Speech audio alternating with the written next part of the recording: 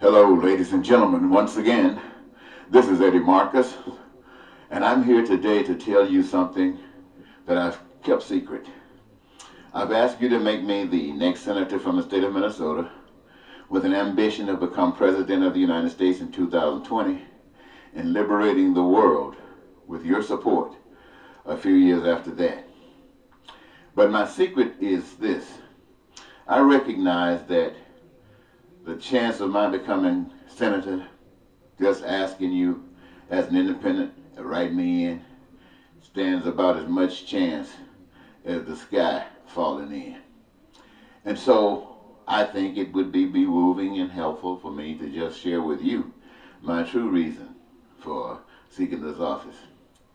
My true reason for seeking this office is this. It's because God is God.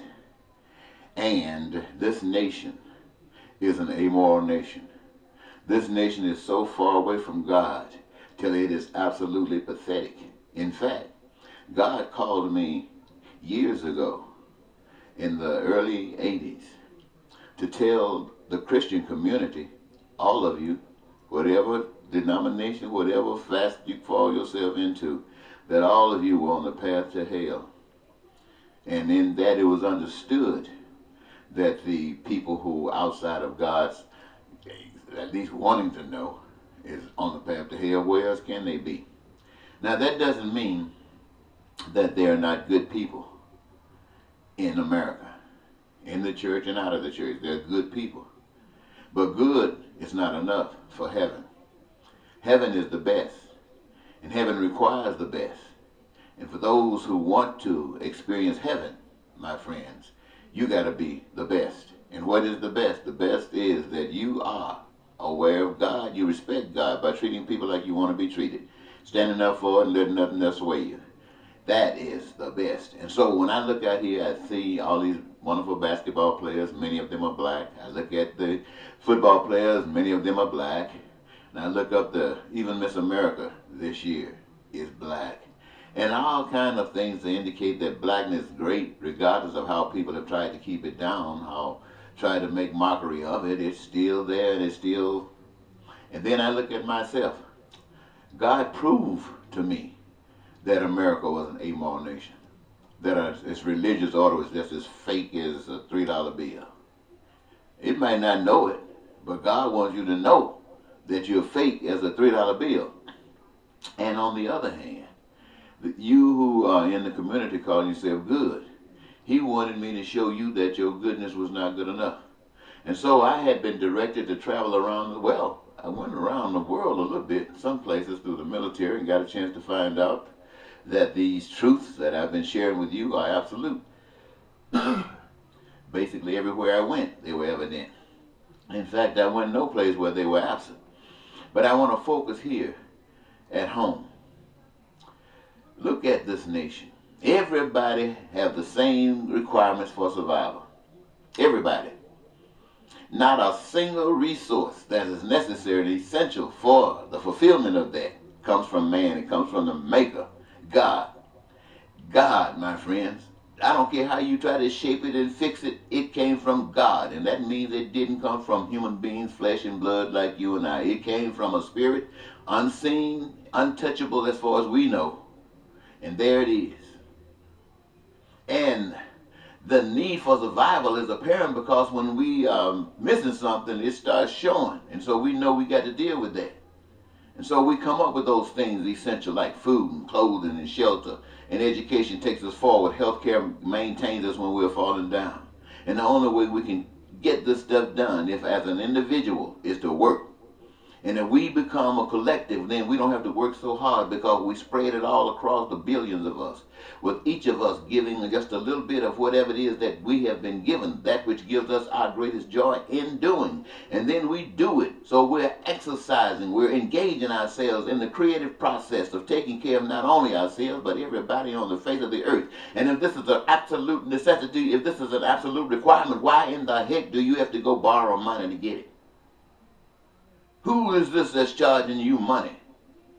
Who is this entity that would say that you can't have health care unless you can pay or that you can't continue your education unless you can pay, or that you can't drive a car unless you can pay, or that you ain't got no place to stay unless you can pay. Who is this and what voice and where the heck does it come from? And what people give that voice authority over the Lord God Almighty, who made them and gave them that desire to participate with a special talent that gives you your greatest joy? Who is it that submits itself to the authority of another that will cause pain and suffering amongst the people through lying and cheating and stealing and killing and doing everything, causing war? Who is it that would lend ear to that, then walk according to the steps? I want to know. I'll tell you who it is. It's not God.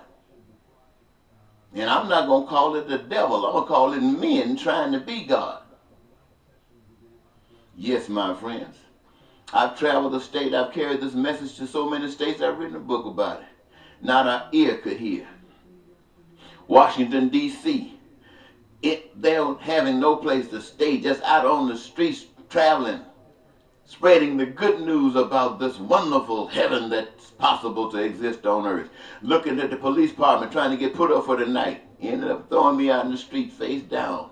Spending the night out there in the streets, coming back, watching, standing up for causes, going to the state capitol, moving in on the steps, being thrown out of the governor's office.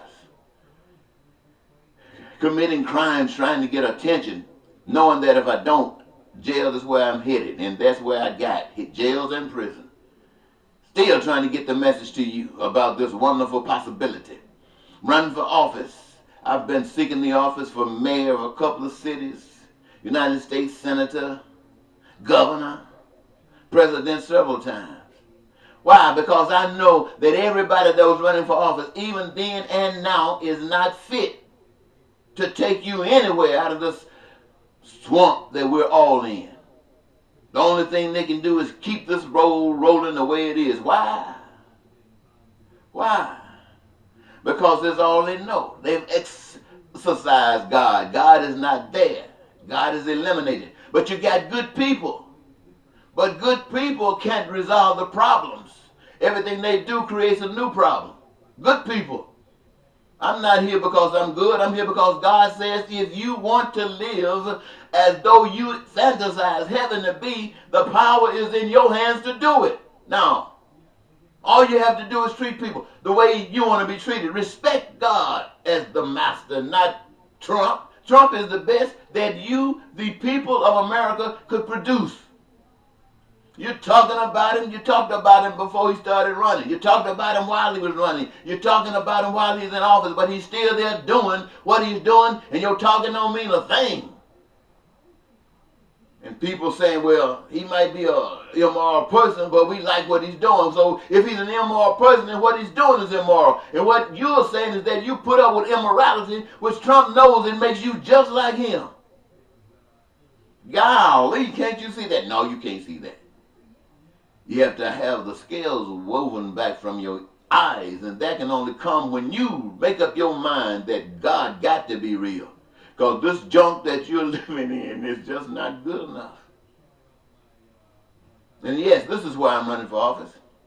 And I want to take the same message that I'm giving to you right now, because God has proven to me that you are on the path to hell.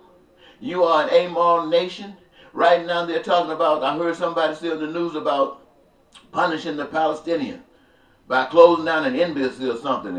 And I know there's some other penalties that's going to come. That's the way of the world, trying to force people to do. God is not forcing you. God is allowing you to do what you do. And all of this stuff is what you're doing. Trump in office is what you're doing. But he's allowing you. And still Trump and the powers that be, as far as man is concerned, want to force you. Do what we say, doesn't matter if it's wrong or right, mostly wrong. Do it. Or we're going to punish you because we're the big dog on the block. We are King Satan. This is the message that the spiritual world is seeing from us. And I'm running for office because there's nobody out there that's talking. Whether you are out of the church or whether you're in the church, you're talking about stuff like this. You're talking about a bunch of junk. That's what you're talking about, is a bunch of junk. And I'm saying and speaking to you like this because time is passing, my friends. The world isn't getting any better. It's getting worse. Don't you see with your eyes what Trump is doing? Don't you see what the Republican Party is doing? They are closing their eyes. Everybody's closing their eyes, and we're sinking down a sinkhole that's leading us to the worst thing that we can imagine. It is time for us to wake up. And I'm out here saying, wake up. And I know of anybody out there that hears this, who wants to wake up, who's been waiting for that clarion cry to wake up, will wake up. I'm out here saying this, and the news media will not tell you. Neither the paper or the radio or the television or even social media for that matter will even tell you that someone is out here saying that your answer, your dreams that to come true, can come true, ready to come true, waiting to come true, been here all the time. All you got to do is wake up and make a change. Rather than trying to believe that you are better because you're white or you're better because you're black, that you're better because you're rich, you're better because you're poor. Wake up out of that junk and stop talking about you are worse or somebody's better or you're better. Because if you are better, then your understanding, your wisdom would indicate that now your job is to make the others better. Because there's nothing better than better. And what is better when all are better? Yeah, this is why I run for senator from state of Minnesota. I'm ready for change. I'm ready to change this whole system. I'm not playing these games. I don't have time to play games. I've been out here watching you, and I'm telling you, I don't care what you think about me. What I'm telling you is the absolute truth. You need help. And God knows you need help. And I have been trained to see you as you really are. You think you're a good nation. Look at how black people are being murdered. Look at it, how people are getting guns and going into schools, killing up people. Look at it, how poverty is rampant. I don't care nothing about what you're talking about, a few jobs, or even if you got 1 million jobs. Look how poverty exists. Look how the crime and violence exists. All of this stuff exists in the middle of what you think you can force people to do. I'm trying to tell you, God done told you you're going to lose. This is not new. This has been happening since the beginning of time. And unless you change, it won't change. But in order to change to something that might work. And if it will or might, it got to be something you haven't tried before. So I'm asking you to try God. What you got to lose? Everything else is a losing thing. Try God. Woo. I'm telling you. God, boy, when you wake up, and you got your dream job, and just having your dream job, everything else in life is cream on the top. When you wake up that day and see that, recognize how simple it is and how hard we made it be. When we think about all the people that came before us who suffered because they could not see this simple fact, sometimes we will cry, but we still, in moments, rejoice because finally we were just like they were, but something happened. Something caused us to be a little bit more attentive. Something caused us to think about caring. And it caused us with an intensity that moved us a step. And then another step. And another step. And we're beginning to make that move, and we will see. Now, right now, ladies and gentlemen, I'm talking at a time when this is not being expressed. I'm talking to you about something that I'm speaking about happening, and it will not happen without you. But I'm doing my part right now to get you to wake up. I'm working right now to get you to think about those children that's being separated at the borders. Is that godly? Hey, that's man. That's what man does. I want you to know that God doesn't work like that. God gives us the capacity to be humble, and not only that, but to be giving, compassionate, receiving, taking care, and not only doing that, but dealing with the systems outside of these borders into that border that causes these types of, I'm telling you, no, that stuff got to stop. But we can't go over there talking. We can't go over there talking. Our situation at home is the same. We can't go up there footing like we somebody when we are nobody. No, baby. We got to get our act together. And so when we start come talking to people, they don't want to cross the border. They're asking us to come over and talk to their people, to help their people to understand, to wake them up while you are awakened. And you just need a little guidance too. So, ladies and gentlemen, I'm going to leave it there. I just want you to know that my secret reason that I didn't tell you that I run for office, and I say it again, let it be the last thing I'm telling you, is that this is an amoral nation. This nation is as bigot and hypocritical as it can possibly be, and God is not amazed at all. In fact, why is it that it appears, even if you went on Facebook or YouTube, you won't find one, maybe 2 or 3 people speaking like this to you? And I'm sure that they're having the same kinds of problems that I'm having. The world system out here says, no, no, keep that information to yourself unless you got some money to pay. And see, if you got some money to pay, you are not going to get any money from anybody that got money if you talking the way you talking. So forget the money.